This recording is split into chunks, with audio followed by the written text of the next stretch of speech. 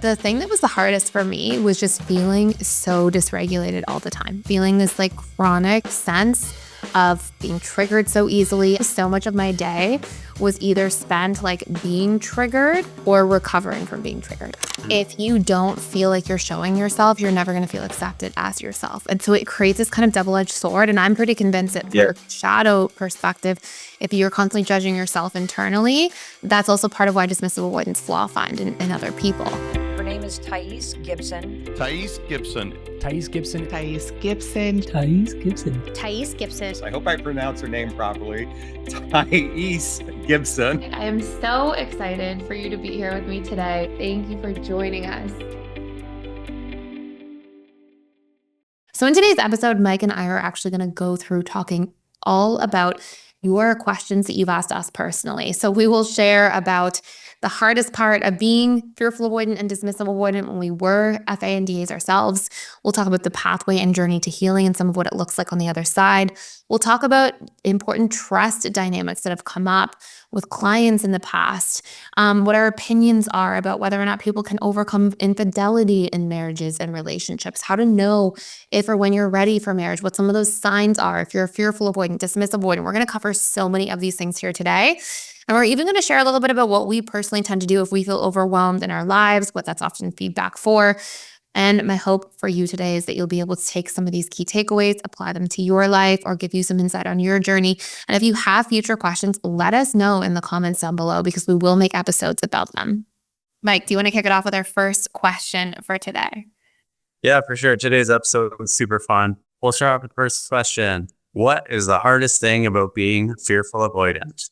The thing that was the hardest for me was just feeling so dysregulated all the time. Like, I think that was just one of the biggest ones, feeling this like chronic sense of being triggered so easily. I feel like if I looked back on like how my days used to be, so much of my day was either spent like being triggered or recovering from being triggered. Like, I would get really frustrated about things, get like up in arms about things, upset, maybe repress how I was feeling, and then end up dealing with that in a way where it was like, okay, then I was like numbing myself, or then I was trying to escape myself because I was feeling so bad and so upset. And it was just this cycle. And I do think there's something to be said for the fact that if you grow up as a securely attached person, like life is a little bit easier. Like life is different in the sense that you grow up and like you don't have all of this mental, emotional real estate in your brain focused around your core wounds. You know, for me, it was fear of being betrayed or abandoned or trapped, or all these places in my mind were like preoccupied with these things.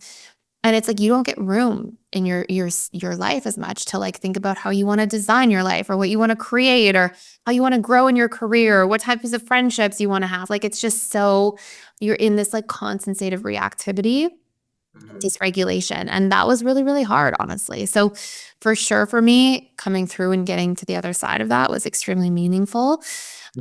And it really surprised me doing a lot of work on my own internal dialogue and core wounds, like how much more space you have for life after, like to do things, to create things, because you're not in this constant like reaction, dealing with your action by numbing out and then feeling bad that you numbed out in some way through escapism. And for me, that was through, at the time as a teenager, like drugs, alcohol.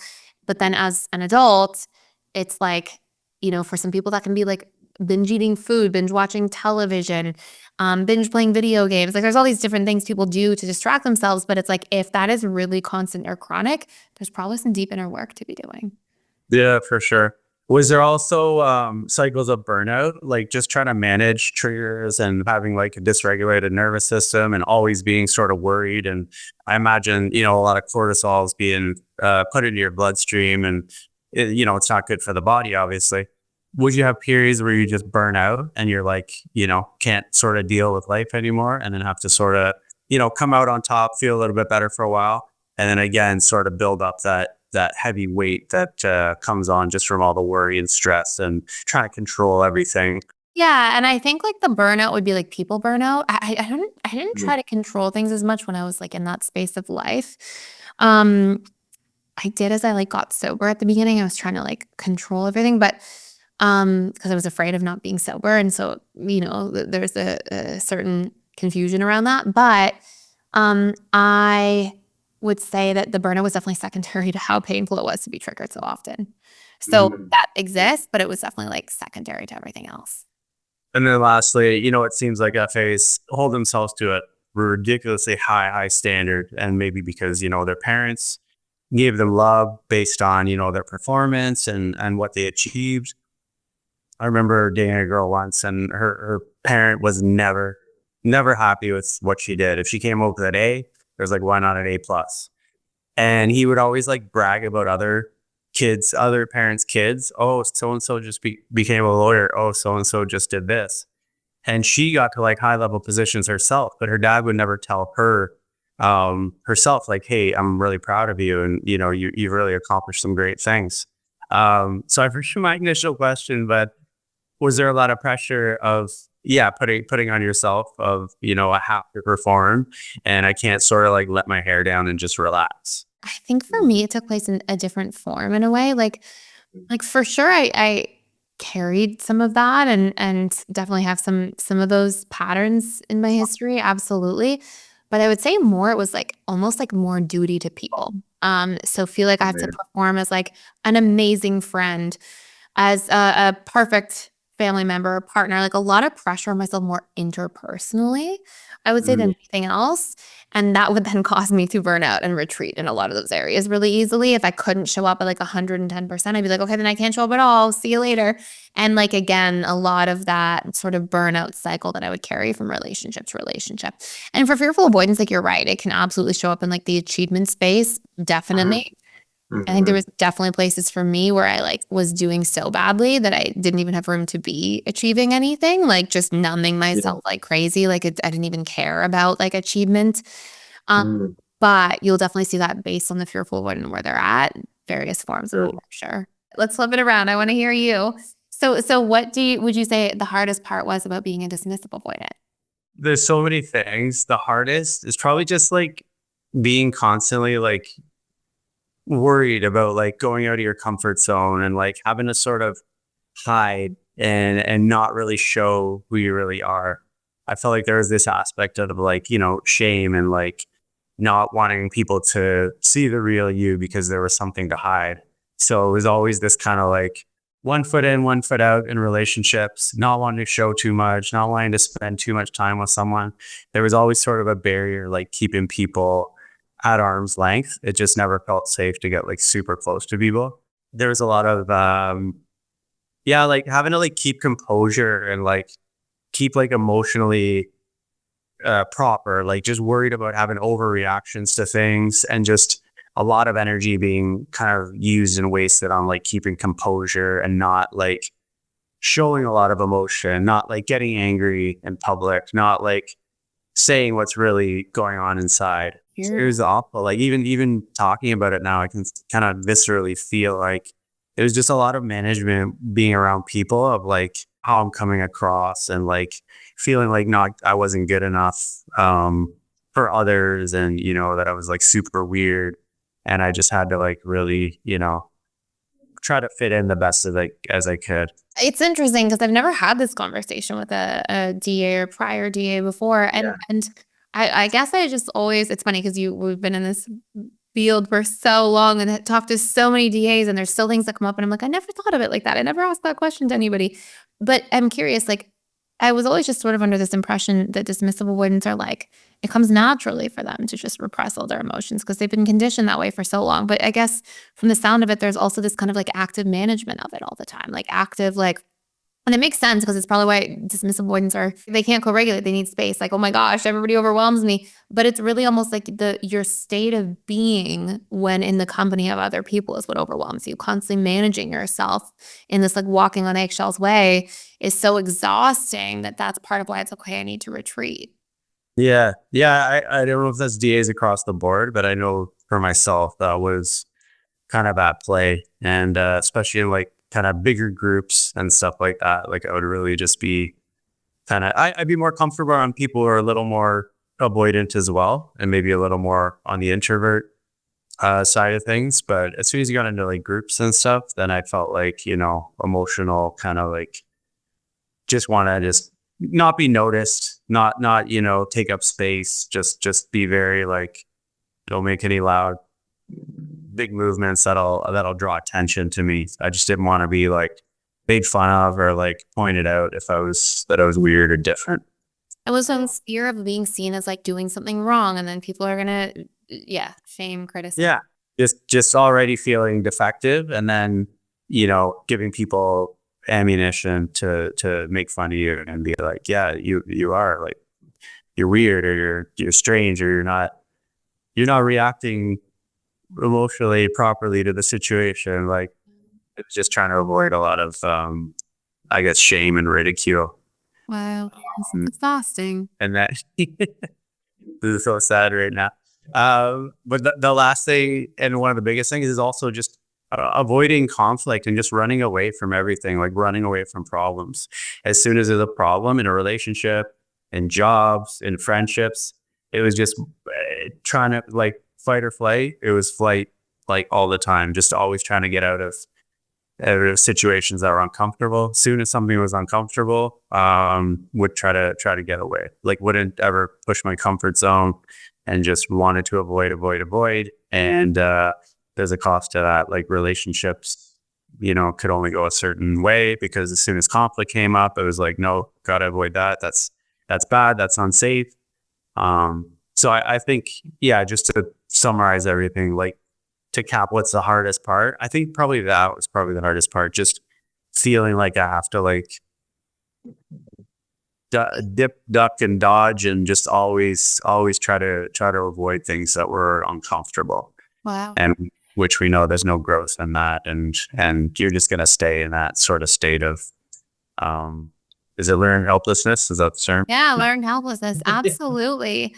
It's so interesting too to think about it from that perspective, because it does take a lot of emotional energy to like repress, to manage, to constantly be so like concerned about your environment that way, and just to never let your guard down. It's a lot. Yeah, for sure. I think there's some masking involved in that. Anybody who knows the term masking will that'll resonate with them, where it's like you're just trying to fit in. You don't feel like you fit in with regular folks, so you have to sort of try to put on a bit of a normal person act. Yeah. And it takes a lot of energy, because you're like playing a role. Like, imagine, I don't know, you're an actor. I'm sure actors get tired after Probably. That would be a tiring job. Yeah. you want to let your hair down and just flow naturally. But if you're trying to be like controlled and like seen as normal or whatever, you have to act that way, and it takes a lot of energy. So it's a really good pair.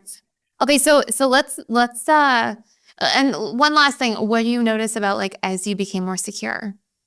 Like, did you feel like a lot of that management went away? Like, what were some of those things that, like, if an avoidant is listening to this, that they can expect their own path? Yeah, definitely more so in public social interactions and in bigger groups, a lot more comfortable. Before I like, alcohol was mandatory to go to any bar or birthday or social function. Now I can go to these things and not drink alcohol, which is a huge win for me. And just not feel so judged by people, and not really making it my business that every person has to like me, or think that I'm great or normal or whatever. Yeah. And then also embracing the differentness and the weirdness, like before you'd be like, oh, I want to fit into everyone. But now I'm like, I don't want to be like everyone. Like, I'd rather be sort of different and have different views and thoughts and perceptions. So what I hear in that is like self-acceptance, like, hey, right, which is the opposite of shame. It's like acceptance, the opposites of like defectiveness, right? And so it's like, okay, that makes sense that you came to accept yourself more. And then it was like, okay, I don't have to be the same in order to fit in. I can just fit in as myself, as a unique individual in a group of people, and like being like seeing yourself and accepting yourself and being more that way. So that's a great thing. But yeah, like, wow, the heaviness of just always having to hide in all sorts of interactions and situations is a lot. Yeah. Especially high school, it led me to taking like, pharmaceuticals, pills, just to feel like, I need this too much, too overwhelming. And then lastly, doing the healing work now, like pushing the comfort zone is like invigorating. It's amazing because like you're doing something. Yeah, it's a little bit scary, but then on the other side of that, you've leveled up. You've shown yourself what you're capable of. Not biased because I come from a fearful avoiding background, so all I knew is how to live outside of my comfort zone originally. But like, there's a truth in the fact that like you're really living, you know. And I know people still to this day who, you know, family friends or people who are, you know, that I've grown up with who are just very like still in that comfort zone, have never really left. And it's like, it's funny, like people I grew up with specifically, where sometimes you're like, wait, but like, there's so much growth that you could have done this whole time. And there's so much, you know, of things being the same. And that's okay, like to each their own. But I always wonder if like sometimes those people will look back and be like, you know, they retired and be like, wait, now am I going to start living life? Like now that I've retired, or like, did I ever do what I wanted? Or was I always so scared? Like, did I feel like I really like got the most out of my life? Like, I don't know. I just wonder that for people sometimes. No, I think that's valid. And I think I've seen videos on people at the end of their life kind of giving wisdom to younger people. And a lot of people just said, like, don't die with like the dream still in you. Like, cause we don't have a finite amount of time. And if we think, oh, we'll be able to do this later, you know, it's not comfortable now, maybe it'll get easier later. But the fact is, like, anything that anybody's gained that's amazing in life is stepping out of comfort zone. So I think it's mandatory. And I don't think anybody gets to like the end of their life and they're like, okay, I made it safe. Like in the pursuit of avoiding bad things, you're not going for the good things. So I guess it is a victory. Like you didn't die. Good job. Maybe you're not going to get a medal, but you know, but you might have missed out on some stuff. There's an old Wayne Dyer quote, and he said, it reminds me so much of what you said. He said, don't die with your music still inside of you. Yeah, I remember that one. That's a really good quote. And it's sure what you were just saying, but it's so true. Like, you know, you sure you get to the end of your life and you're like, okay, I made it. But like, is that what you want to look back on and be like, I did that? And I think for people listening, it doesn't have to be that you're like, okay, I'm a dismissive avoidant. I have to get out of my comfort zone. Tomorrow, I am going to bungee jump. Like, it doesn't have to be these like extreme, like Mike isn't like, oh, like go do these crazy extreme things. And it can be like incremental. It can be like, okay, I'm going to talk to people more that I might be interested in dating. I'm going to be a little more vulnerable in relationships. I'm going to actually try to have a 3-year career change plan for something I love. Like it can be these things that are just allowing you to like honor what your ideal life looks like and design it and think about it and pursue it. And I think that's just so important. Exactly. It doesn't have to be these like epic things like, oh, I got to climb Mount Everest or become CEO of a $1 billion company. Just do things that you couldn't do before. So if like public speaking before would like cripple you with anxiety, if you were to take courses and slowly chip away at it and then be able to like speak in front of people, you're going to feel like a legend. Like you're going to feel like you climbed Mount Everest and feel like for me, it's just like try to do stuff that you couldn't do before. And that might look very small to someone else, but to you, if you never set a boundary in your life and then you learn how to set boundaries and actually do it, like you're going to feel absolutely amazing. Or you could say, hey, this is way too scary. I don't want to go there. Well, then, you know, we all know the consequences of being boundaryless. Like it's going to be a really tough go, right? So we're in the philosophical rabbit hole now. I was like, we got 10 questions today. Do you think that's enough? And you're like, oh, I think we need 3 probably the way that we talk. But okay. Can a relationship survive a major infidelity? Okay, so I really like this one because it's an important one. So I had a lot of people who came to me as clients who'd be like, hey, my wife cheated, my husband cheated, my spouse cheated. And the first year that I was working with people, I'd be like, oh no. And you try to work things out. And eventually I developed a bit of a system. And people don't like this system when they first hear it, but I'm actually personally convinced that this is the only way to navigate something like this without feeling like you just commit to continuously suffering. So pretty clear when somebody cheats in a relationship, there's a huge betrayal, there's a trust violation of what was agreed upon. And I really think that if people are like, that's fine, I'm going to choose to stay, I think that that is called blindly trusting. And I don't think that blindly trusting actually works. I think that it's like its own form of repression or dismissal or deflection. I believe that for things to really be rebuilt on the proper foundation, we have to get to the root. And so over time, and like I think when people first hear this, they're like, no, but seriously, I think this is the only way to go. So let's pretend it's you and your partner, okay? And let's pretend that like you guys are my clients and you come in, and let's pretend somebody cheats. Let's pretend she cheated. So you're sitting there like, okay, how am I going to know that I can trust this person? How am I going to know that like I can repair things, or like that this isn't just going to happen again? And if you go through and you're like, let's just stay together and work it out, and you just kind of move on with life, well, you're always going to be looking over your shoulder, or you're going to be wondering or worrying or waiting to get hurt again, like waiting for the other shoe to drop. And that's not a good way to live. So what I would get people to do, and it sucks at first, it's like painful, but it's like almost like truly salting the wound to heal it. And I'd get her, for example, to say to you why she cheated. And to talk about root cause. And you would hear the same types of things. I mean, we have like 10% of the people who are like narcissistic personality disorder, sex addicts, that kind of thing. Okay, those people are going to cheat. They're probably not a good person to stay in a relationship with at any point. There's a lot of healing to do. But 90% of the people, it's the same themes. They would say things like, I felt unloved for 5 years. I felt like you weren't present. I felt like you dismissed me. I felt unseen. I felt bored in my life. I felt disconnected. You hear these same themes over and over again. And again, people don't like this because it sounds like it's justifying. There's no justification. There's no like, okay, it's fine that this happened. But it's the only way that the person who was cheated on gets to hear the root cause and realizes that there's room for reparation in a way that actually fixes the root problem that caused the issue to begin with. And that's how trust is rebuilt. So for example, so I do this process. So the first person who cheated would have to tell the person what led up to it, their inner world. And it would usually be things like I tried to reach out for years for intimacy. I kept feeling rejected. I felt unseen. Like you hear these same themes. And then somebody came along and they made me feel special. They made me feel important. They made a move. They made me feel deeply seen in a way that I wasn't getting in the relationship. It hurts because the person who was cheated on should have never been cheated on. It's never a justification for actions. But all of a sudden, what it does do is it allows the person who was cheated on to be like, okay, if we can work through these things, I can actually trust this person might not cheat. So that's step one. Step two, the person who was cheated on had to talk about what the solution would be that they think would allow them to never even have to think about cheating again. And what would that marriage look like? What would the steps have to be that were taken? It gives the person who was cheated on certainty, clarity, closure, and something to do so that they can actually rebuild trust. It does not end there. That's the most important part.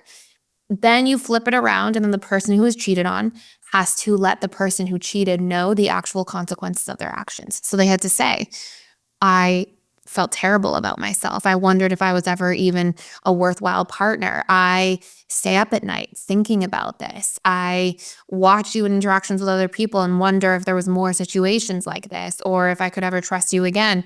I'm thinking about leaving. I don't know if we can make that. They had to be able to share really authentically back so that the person who cheated could also see the actual consequences of the action and how much they were truly hurting somebody they loved. Because a lot of what the pathway leading up to cheating would be was that somebody's needs weren't being met. Then they became resentful, and then they justified their cheating as like, well, I didn't think my partner cared anyways. They didn't ever notice me.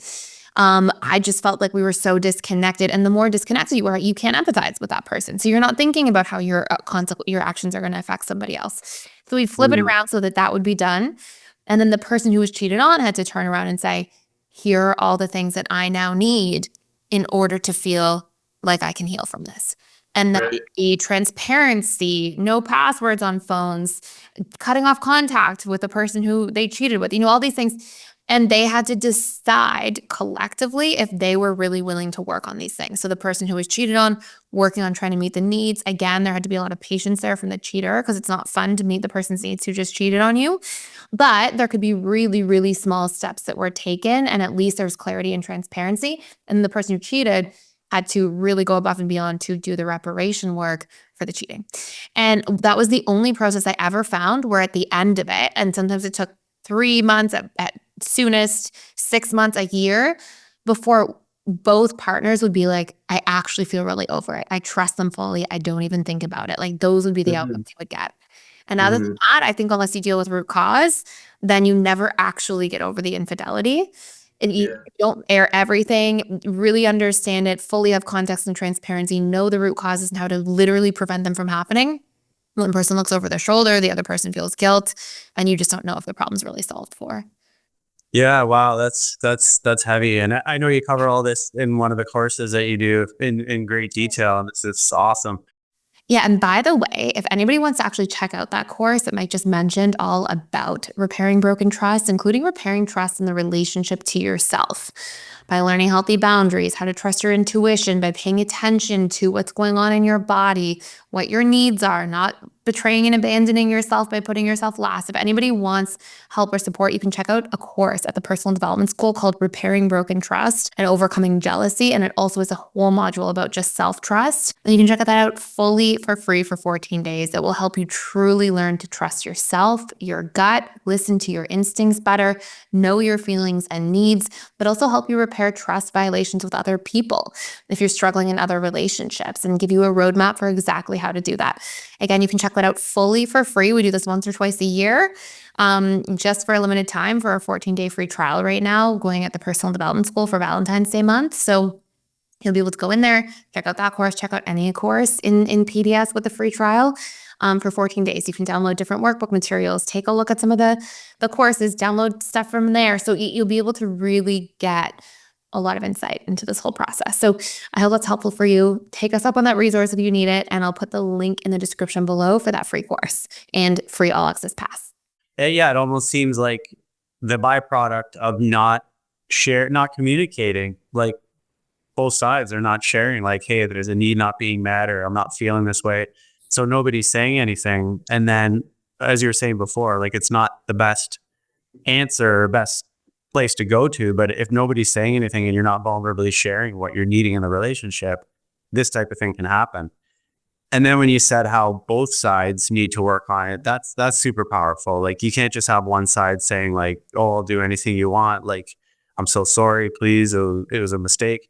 You actually need the person also who was cheated on as well to be like, okay, I see the ways that we were failing in the relationship, or we weren't connecting enough. We weren't making each other feel validated, seen, heard, understood, whatever it may be. But it takes for the person being cheated on too to be like, okay, where was my sort of accountability that sort of led to this? Which is hard pill to swallow. And even as I say it, I'm like, oh, that would probably like piss a lot of people off. But you do have to take a hard look and be like, there were some things that I just wasn't showing up properly in the relationship for. And it's the person's problem too for not communicating it, right? Like, a lot of times it started with the cheater. They didn't share, they didn't communicate. They were hoping their partner would mind read. So, and I would frame it like that. I would be like, look, do you actually want to deal with root cause or not? Do you want to know what led up to it so you can course correct? And it's the other person's duty to communicate their needs. But cheating, honestly, for the vast majority of times, and again, I'm like, I don't condone cheating. I'm against it. Don't do it. But it happens in relationships. It's a truth. It's a reality. It happens sometimes. Not in every relationship at all, but it does happen in a portion of circumstances. And that's not going to change over time. But it's a symptom usually of like a lot of underlying roots and issues first. So it's like you have to be able to boil and dig into those. And then you could see how possibly that could even bring the relationship closer if they go through the process properly. It's like now we have this openness and mechanism to share, like, hey, when things are out of alignment, if I'm not feeling good about something, I'm going to say something, like, I know now that we have this now willingness to work on the relationship, and now have like the language of communication to safely share, what each other needs. So that's actually crazy that it could possibly bring your couple even closer together. And that's what I would see at the end, is that if people were really invested and they did the work, their whole relationship, like, it was like this almost blessing with a huge silver lining. Yeah. And lastly, I thought the most important thing also is knowing why your partner cheated, because if you just blanket, like, say, get out of my face, I never want to talk to you again, you might just believe like, oh, they thought somebody was hot and like jumped into bed with them. And then also you might be suffering me like, oh, I must not have been good enough. Maybe I was not this, that, or the other enough. Like, you're not going to have any closure as well, which would be just probably kill you and leave the mourning or grieving process so much longer because you didn't know like the real facts of what was going on. So 100%. It's almost like the humane and respectful thing to do, to sit down and let them know all the reasons of why you did it. It's probably going to be very uncomfortable and something you're going to have to dig deep and be vulnerable with, but it's really going to be, obviously helping the process, but also like I said, like humane to tell the other person, these are the reasons why it led to this, so 100%. And honestly, for those individuals who are really interested in like growth, sometimes you learn something. Sometimes you learn, oh, I wasn't present. I wasn't attentive. I didn't communicate. I didn't. And it's not like, again, it's not like it's just that person's fault who was cheated on at all. Nobody should cheat. They should communicate their needs and solve for the problem in a perfect world. But it can be good feedback if you're willing to grow. And then you're not just giving this, like exactly like you said, letting your core wounds be the determiner. Like, oh, everybody cheats. I'm just always going to get betrayed. I can't trust anybody. Oh, I'm just not good enough. I'm just unworthy or unlovable, or these pieces of meaning we do give to those circumstances if left unaddressed. Exactly. Yeah. It's a great question, though, honestly. A really, really good one. The start of a new year always feels like a fresh start, a chance to set goals, get organized, and focus on what really matters. And for a lot of you, financial wellness is at the very top of that list. But let's be honest, keeping track of every single subscription, bill, and expense can feel really overwhelming at times, especially when life is fast-paced. And that's where Rocket Money can be such a game changer. Everything is finally in one place, and you can save money without the stress. Rocket Money is a personal finance app designed to support you every step of the way. It helps you find and cancel any unwanted subscriptions, keep an eye on spending, and even works to lower your bills so that you can feel more confident about your financial future. With Rocket Money, everything is easy and clear to understand. You'll see all of your subscriptions in one place so you know exactly where your money is going. And if there's something you no longer need, Rocket Money makes canceling it very quick and hassle-free. Their dashboard also gives you a crystal clear view of your expenses across every single account that you have. You can set a personalized budget, track your spending habits, and get alerts if something needs your attention, like an unexpected charge, or even if you're nearing your budget limit. And the best part is that Rocket Money will even step in and negotiate lower bills on your behalf. No endless hold music, no frustrating phone calls. It's actually all handled for you. With over 5 million users and over 500 million saved and canceled subscriptions, Rocket Money isn't just an app. It's a partner on your financial journey. Members save an average of $740 a year using Rocket Money's premium features. So if you want to take a step towards financial clarity and peace of mind today with Rocket Money, you can head to rocketmoney.com/Thais.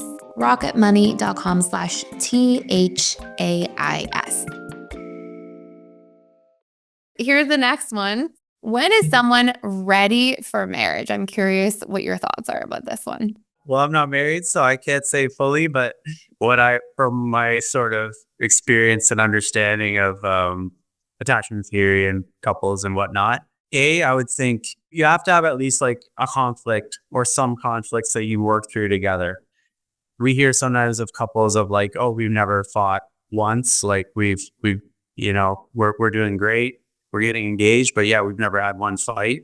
And it's like, okay, there's probably things not being said, or there's some, resentment building up and things like that. So I would think there would have to be some conflicts and obvious showing that the couple can work towards ending conflict and like communicating properly and respectfully and just, navigating their way through a conflict successfully. I used to think there was like red flags when people would be like, come into my office. Yeah, we've never had an argument before. When I would see clients, I'd be like, that's so much fine. It's like conflict is not a bad thing. How you do it is positive or negative, to your point. Exactly. And I always, as an avoidant, I always thought conflict was awful. And the mark of like, that's not your person. That's not the person you're supposed to marry. The person you're supposed to marry, there's supposed to be zero conflict. But I know this is such an awful, it's impossible. And also a terrible barometer, because let's say you never fight, then you get married and then this huge conflict happens. And then like, it just goes terribly. And then you guys say things that you can't come back from. And it's like, okay, then everything falls apart. So you almost sort of need to have a few, you don't want to start any conflicts, but you want to speak up for your needs. And it should be a part of the vetting process that you learn that you can do conflict in a healthy way with somebody, that you learn like, hey, we can work through things in a way that's healthy and productive. So we're going to keep growing together instead of growing apart. Exactly. I would also say like, if you feel like your authentic self with that person, the resentment tank's empty. There's not stuff you're like still holding in or still not fully sure about or not trusting about, that's not resentment. But if there's just still things inside that you feel like you haven't expressed or haven't like asked about because you're like nervous or worried, like you have to sort of get those things out and, fully feel like your partner and you see them and there's not all this, maybe hidden things, and vice versa. There's stuff inside of you that you feel like you're hiding due to like shame or guilt or like you're worried they're going to leave you or whatnot. I would think that you need to sort of show as much as you can to the person.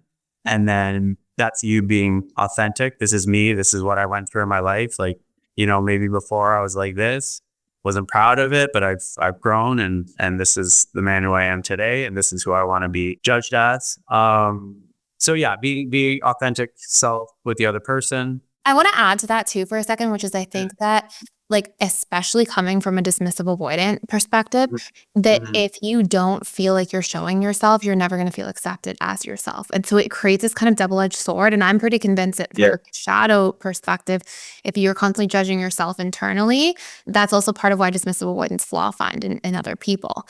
And so much of the remedy, not just to become securely attached from being dismissive avoidant, but the remedy for like having long-term relationships and feeling comfortable and safe and like you can be normal, is to allow yourself to be seen and known so you can start to actually get accepted. And it's through that you actually build enough depth in a relationship to feel like, okay, I'm loved for who I am. I can be accepted as I am. And that's what then allows a dismissive avoidant to like settle into a relationship as they're becoming more secure. 100%. And last thing that I just thought of as you were sharing that, like the ability of being able to be vulnerable and at your low moments with the partner and sort of A, you being vulnerable enough to do that, and B, having the proof to see like, hey, like I can be at a down moment and my partner still loves and accepts me. If you can like cry in front of your partner and feel like you're not dysfunctional or there's something wrong with you, that's, for me, that's huge. Like, I'm like, okay, that's cool. Like, because avoidants are pretty sensitive and like we just don't show it to people. But if you feel safe enough with your partner and you can do that, then that breeds safety to emote more, to share more, to show the range of emotions and not just really try to hide parts of yourself.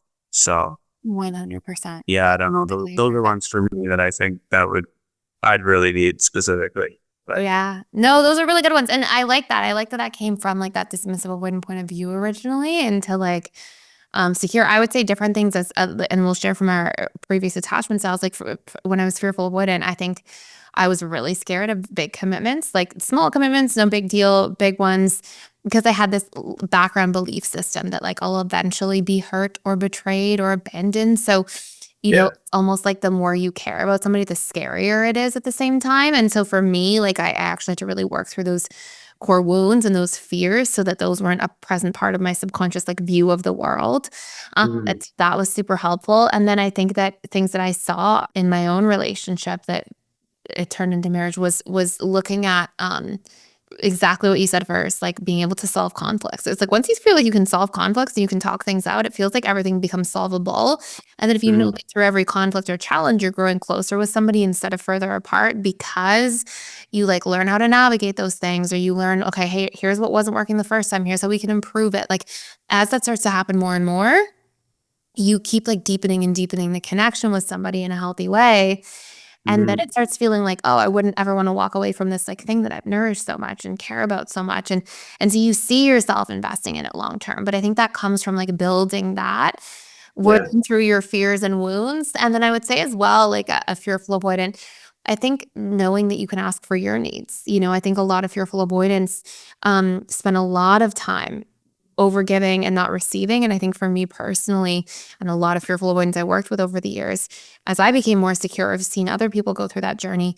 When you feel like you can be yourself too and have needs and take up space and ask for things and it can be normal in a relationship, it's like, oh, I can lean on people. I see the function of a relationship. I think part of me felt afraid in the past so much of commitment because I saw commitment as being like, okay, I go commit to a relationship with another person, and that immediately translates into like, I lose myself. I have to take care of everybody else and nobody takes care of me. And that's it. And so I would get horrified by the idea of commitment. It was like, okay, go throw yourself in the river. Like that's it.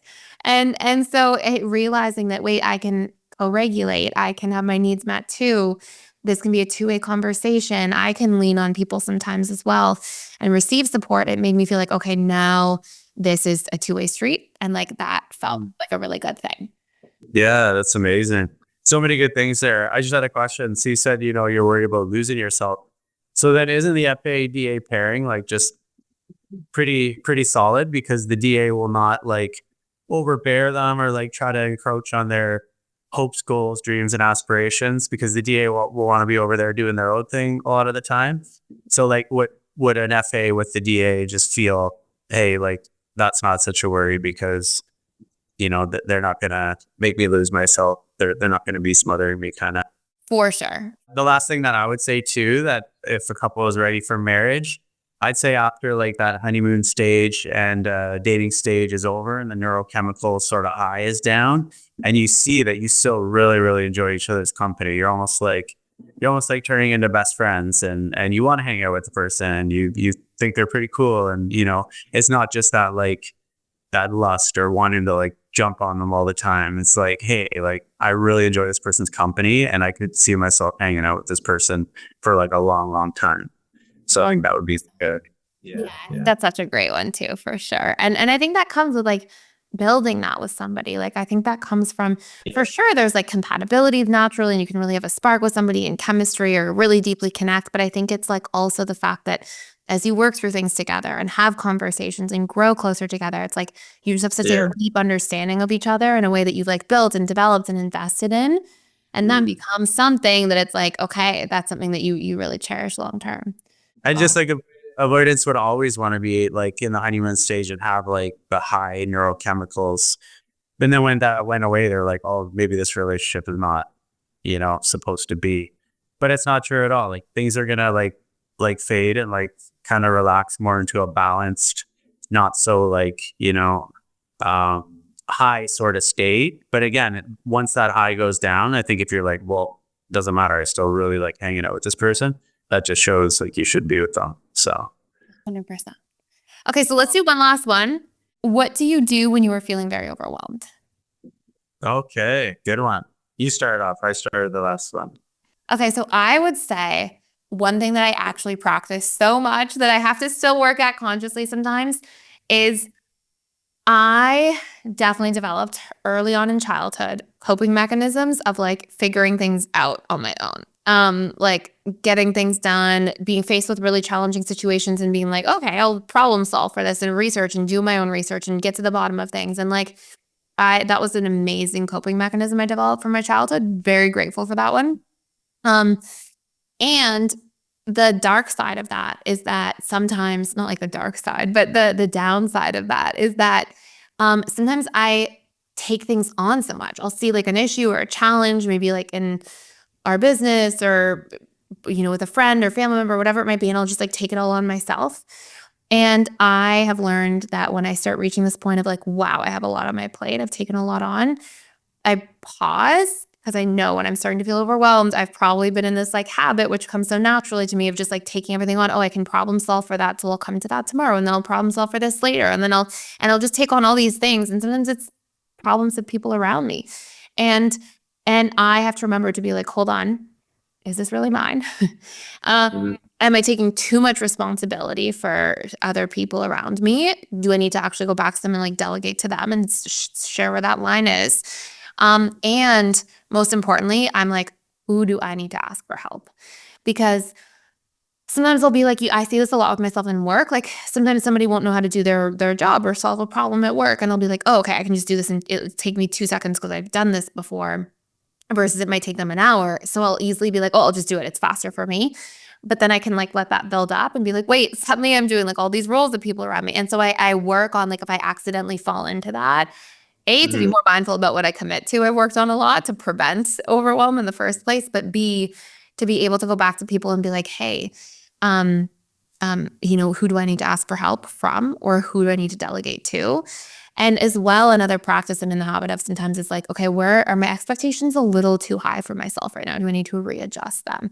And I'm like, I anchor into those things. And usually by the time I get through those questions, I've come back into a space of normalcy and just Mhm. a lot of pressure off and got the support that I need. And then the overwhelm feeling goes away. Nice. Those are great. Those are great. Yeah, it must be tough as a business owner. And I don't know how many employees are now at personal development school, but just so many moving parts, that you have to focus on, but you just can't sort of put your hand in everything. Otherwise you'll get burnt out. Right. So yeah, no, that's totally understandable. For myself, probably if I get overwhelmed, just to like unplug, especially like with technology, I find that, the earlier you get onto your phone in the day, you're just sort of feeding sometimes into that like, oh, I got to do this, I got to do that, or this is going on, or this bad news happened, or whatever. I find sort of putting off technology for the first couple hours of the day is extremely helpful for just having a more even, steady mood for the rest of the day. And then, yeah, like going out in nature, exercise for sure, like doing some sort of gym or sports or something like that. This is just for sure something where no matter what's going on in my life, I'm just 1000% present when I'm playing basketball or frisbee or things like that. So those are important. Meditation as well. When things are really like crazy and a lot of things are going on, it's a little bit harder to sink into the deep meditation. But that doesn't mean don't do it. It just means it takes a little bit longer to like sink into that kind of quiet space where you can actually like kind of look at your thoughts and you're not sort of like overwhelmed by your thoughts. So for me, it's just about, unplugging and just taking a step back, because when you're in it, everything seems kind of crazy. But if you sort of step out from whatever's going on in your life, I think you give your body a chance to recalibrate. You give your fight or flight mind a chance to sort of like calm down. And then your creative brain kind of comes back online. And then like things seem more solvable and easier to see what you should be doing and, answers to questions and whatnot. But if you're overwhelmed, like for me, like I can lose my head and get very just like, I can almost see the thoughts like cycling faster, and you're not taking that sort of bird's eye view to look down at like, okay, what's going on right now? What's the best course of action? Like I said, you're kind of in it, and to get out of it, I just find you need to do things to like slow down, take your mind off, what's happening, and then come back to it. Yeah, I totally agree. It reminds me of this little quote, and it's like, it's hard to solve a problem at the same level of thinking that created it. And I think there's so much Mhm. value in being able to step outside and just self-observe, like just, hey, where am Yeah. I at? Why did this happen? Why am I overwhelmed? How can I course correct? And I just want to add too, like, I meditate every day, no matter what. I mean, sometimes I fall asleep like 2 minutes into attempting to meditate. Sometimes I like do a meditation and I'm like, whoa, I don't even know I sat, but I don't know if that was like a real meditation. Like, I have days sometimes where it's like kind of funny, but like, don't be afraid to, like, if you are busy, if somebody's really busy, you can be really busy and still sit down and like have deep meditations. Like you said, it can take longer to get into it, but that is something that is possible. And I think the more you practice, I've been meditating every day for like 10 plus years now.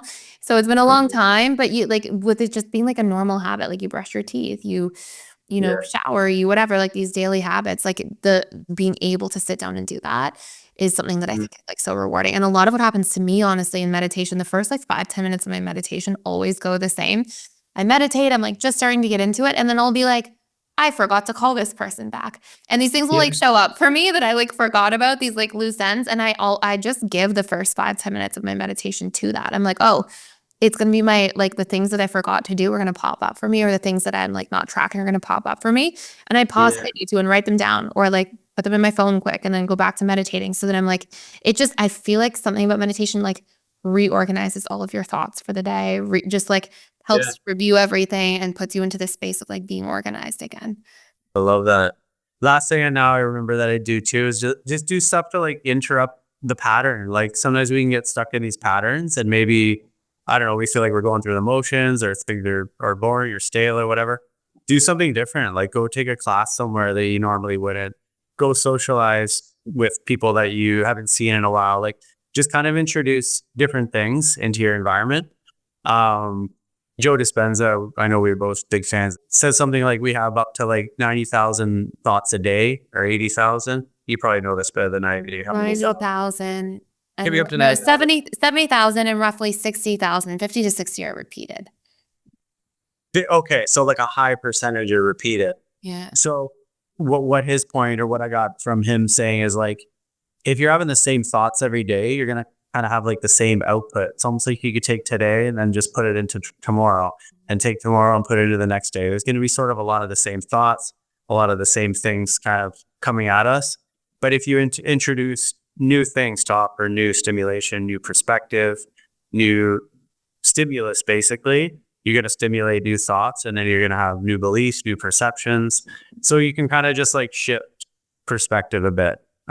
If you kind of get stuck and you're in a spot where you're like, oh, I've been feeling anxious or not good for the past 2 weeks, you shake it up a bit, shake up the pattern, and you'll see like a different reality. So 100%. I love that. And that's probably the most important thing, is to like actually look, to self-observe, see what's not working, and to work to change the patterns, because that's how we're going to keep rapidly growing. So amazing stuff. I hope you enjoyed this, everybody. Let us know any other questions you have down below. We keep track of them. We answer them. We'll put full question episodes together like this every so often too. Thank you, Mike, for being the best co-host. If you want to learn more about Mike, you can check his socials down below in the description box. And if you don't want to miss any of our daily content, make sure you subscribe to our YouTube channel. Or you can also, if you watch us on YouTube, listen to us on any podcast streaming platform you use. If you want us to keep you company on the way to work or any of that good stuff. So thank you for watching. Thank you for stopping by, and we will see you next time. see you next time. If you enjoyed this episode, please take a moment to subscribe, rate, and review us on your favorite podcast platform. Share it with friends and family who are on their journey of personal development and growth, and thank you for listening. Next week, we'll be back with more insights to guide you on your journey. And until then, keep practicing our tools and strategies to change your subconscious mind and apply some of the powerful learnings from this podcast so that you experience real life transformation.